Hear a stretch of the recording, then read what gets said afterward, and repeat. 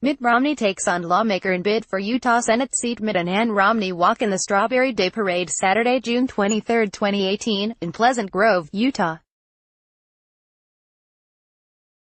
Romney is flashing his familiar smile at city parks and backyards in Utah's mountains and suburbs this week, making his final pitch after being forced into a Republican primary against a conservative state lawmaker.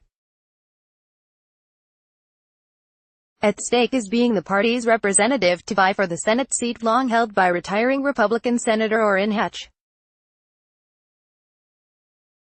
AP photo, Rick Bomer, Salt Lake City, AP. Mitt Romney will learn Tuesday if he'll continue the reboot of his political career as voters decide a primary in the race for a Utah Senate seat vacated by Orrin Hatch, who is retiring after more than 40 years.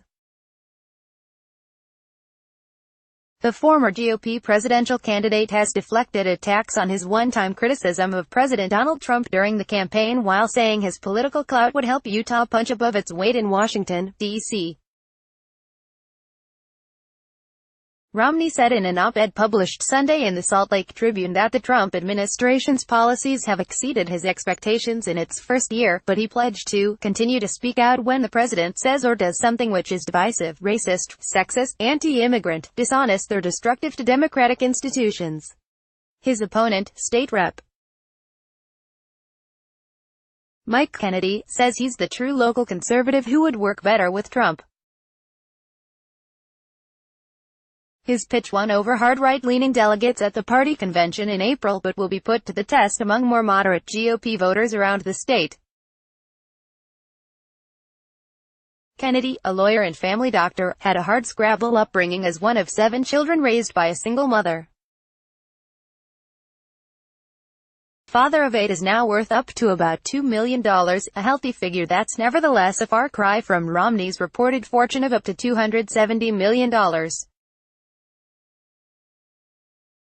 Romney has Trump's endorsement and is heavily favored to win in the state where he's a beloved adopted son.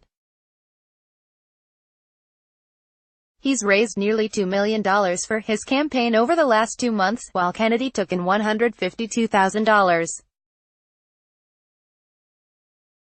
Romney and Kennedy were forced into a runoff primary when neither won 60% of delegates' votes to secure the nomination outright at the state GOP convention in April.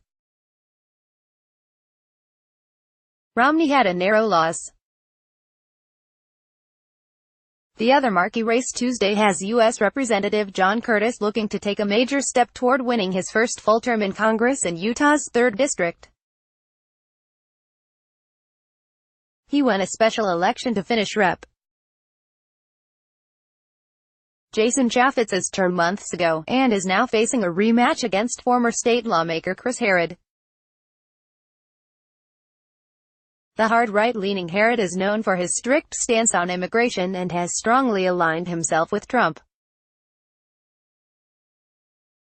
Curtis, meanwhile, is considered more moderate and has spoken against broad-based tariffs and bump stocks, which allow semi-automatic rifles to mimic fully automatic ones and were used in a mass shooting at a country music festival in Las Vegas.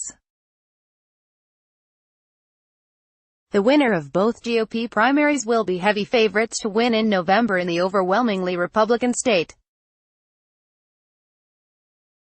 On the Democratic side, businessman Kurt Weiland and social worker Lee Castillo are competing to face 8-term U.S. Representative Rob Bishop, a Republican. Other noteworthy candidates include Democrat Derek Kitchen, a Salt Lake City councilman running for the state legislature. He rose to prominence when he and his partner were one of the couples whose lawsuit successfully overturned Utah's ban on gay marriage. He's facing off against physician Jennifer Plum, a doctor and advocate for reducing opioid overdoses, in the primary to replace outspoken Democratic State Senator Jim DeBacchus. GOP voters will also decide the next sheriff of Utah County. Pleasant Grove Police Chief Mike Smith is vying in the Republican primary against U.S. Marshal Jim Phelps to replace Jim Tracy, who is retiring as the sheriff of Utah's second-largest county. There are no candidates on the Democratic side, so Tuesday's winner will be unopposed in November. Sign up for Politics in Focus, a weekly newsletter showcasing the app's best political reporting from around the country leading up to the midterm elections. http://opni.ws/3gusgra Copyright 2018 The Associated Press. All rights reserved. This material may not be published, broadcast, written or redistributed.